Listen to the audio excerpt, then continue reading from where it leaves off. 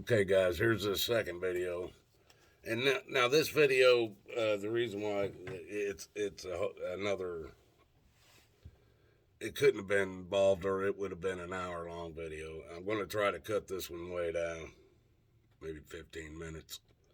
I've told you guys that I've owned several businesses in my life. One of the first ones I ever owned was a car detailing business. I started it in Florida and carried it over to Arizona when I went to Arizona. I also did VCR repairs in the 90s, I believe it was. Uh, I had a house painting business. I've done many things, but before the computer systems came along, folks, you had to, in order to have a business, you had to advertise. Your advertising had to be started off with business cards, which people still use business cards today. I understand that, but that used to be the first thing, and the only thing that you had to start with was a business card with your name on it and your phone number, so you could pass it out to people. Then you would have to have flyers that you might pass out on the street or send to people in the mail or stick in their doors or whatever. And you also had to advertise in the newspaper. That was the big place to advertise, newspaper, and the yellow pages. The yellow pages usually cost you the most. And I always tried to do at least a dollar size ad or bigger. And back then, the last time I remember, I was paying about $500 a month for just advertising. Now I want to show you.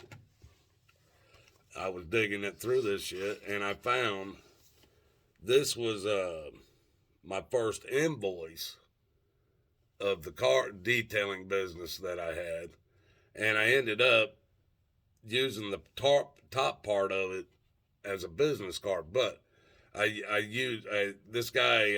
I didn't even come up with this. This was a guy I cleaned his Corvette for him, and he was a graphics designer, and he came up with this. He drawed the Corvette and everything, but he came up with this. Now remember, my name is Brian Grooms. That's where BG comes from. But he made up, this was just to do a contract with somebody to clean their car. And you can even see BG on the license plate on the Corvette. But that was one of my first flyers that I ever printed for my business, for one of my first businesses. It wasn't my first, but it was one of my first real businesses. Now I also told you guys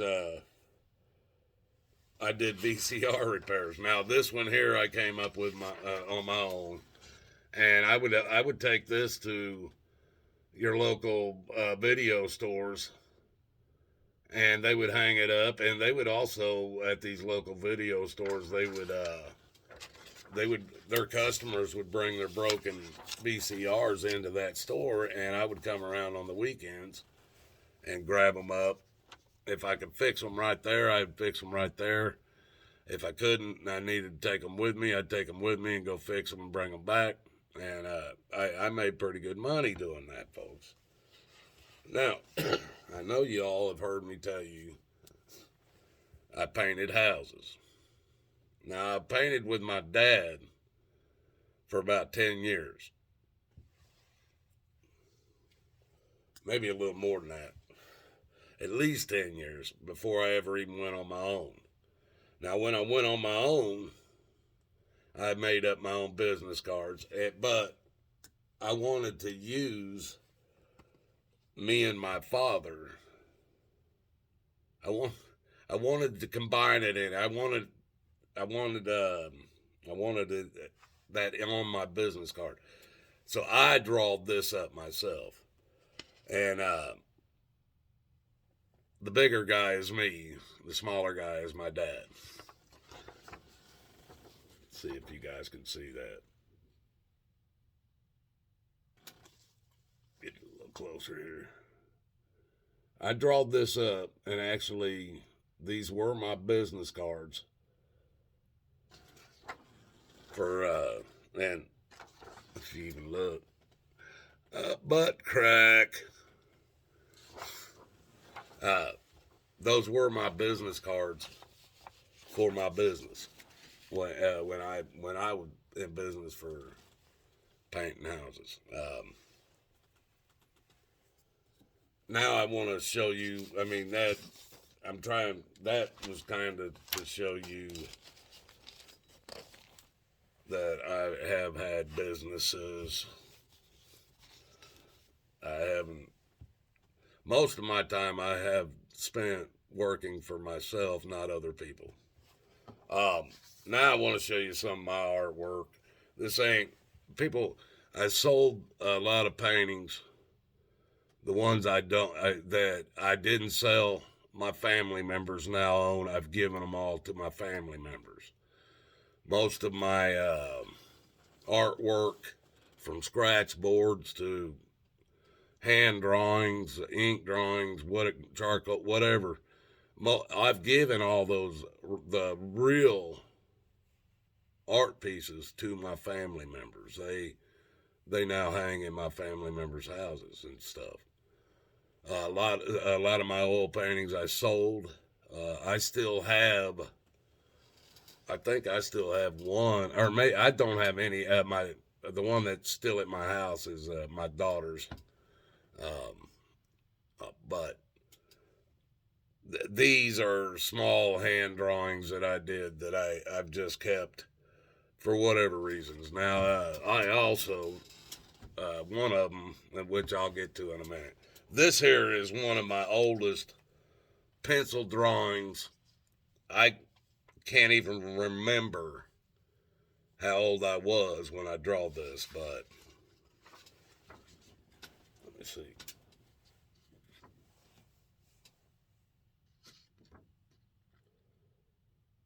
This is on older paper. It's yellow. It's pretty old, so I'm guessing late teens, early 20s is when I draw. I was in my late teens or my early 20s when I draw this. I protect it because it is one of my oldest hand drawings.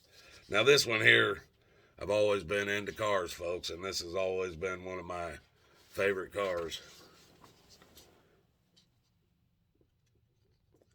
And I don't remember how young or how old I was, but rad dad, so I think I might have already been married to my wife when I drawed this.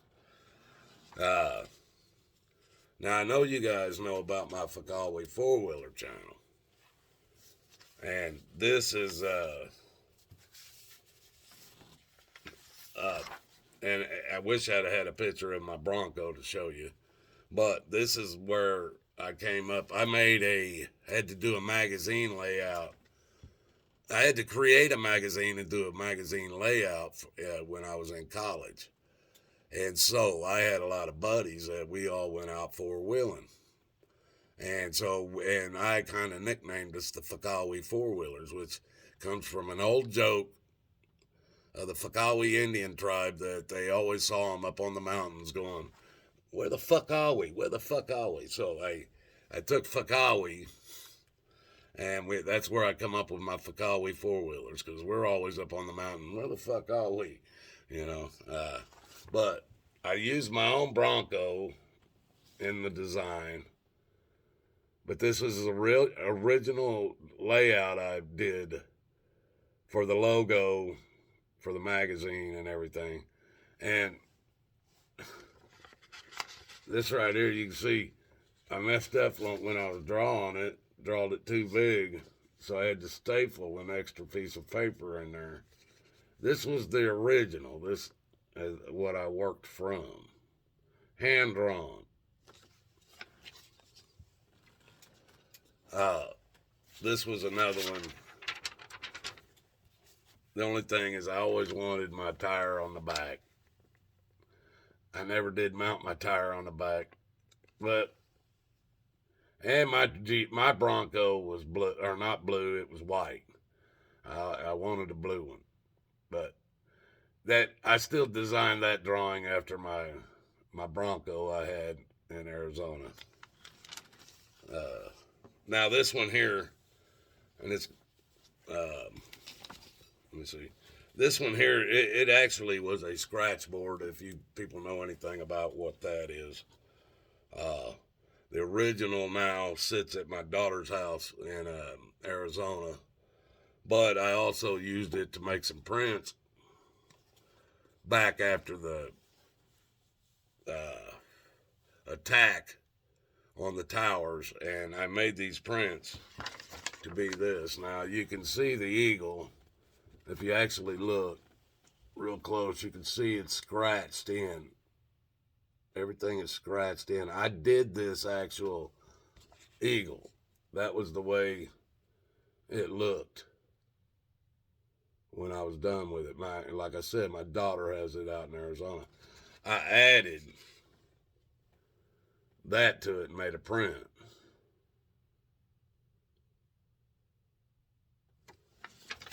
That was one of my designs. Now, let me see what else I got here. I got a bunch of stuff here, folks, but I'm sure you might not be interested in a lot of it. Let me look back through here.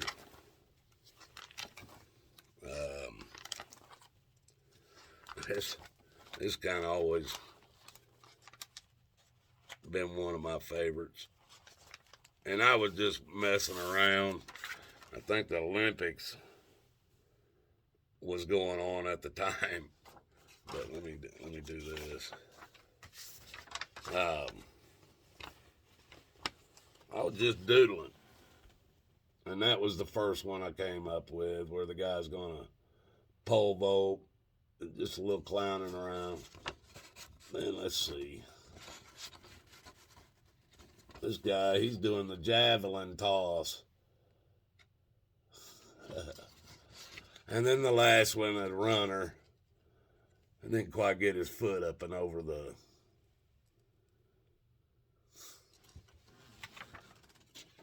That's just some clowning around shit, folks.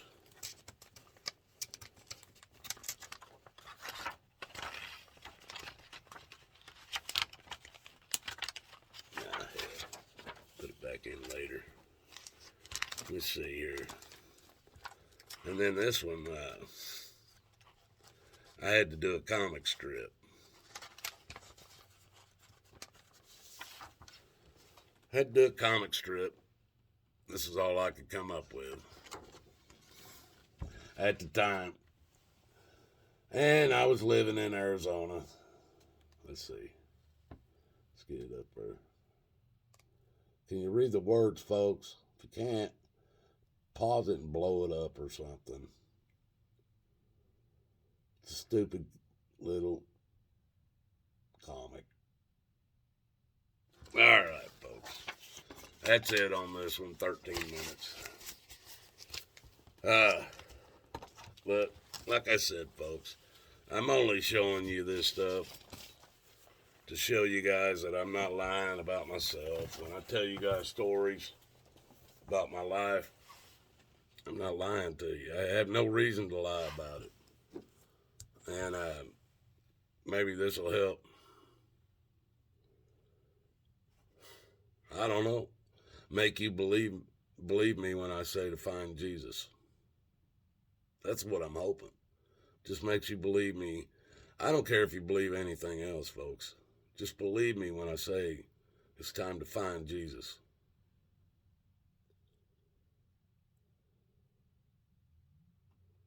And this is for some of those guys that still claiming I'm a liar.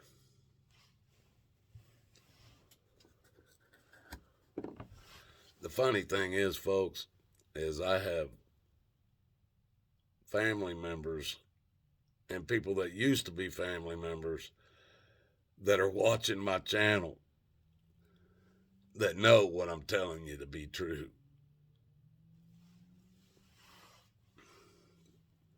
If they didn't, if I was sitting there lying to you, it would be all over the damn comments. I'm sure YouTube would allow that. But not even they are telling you that. You guys, I love you. Till the next time, have a good one.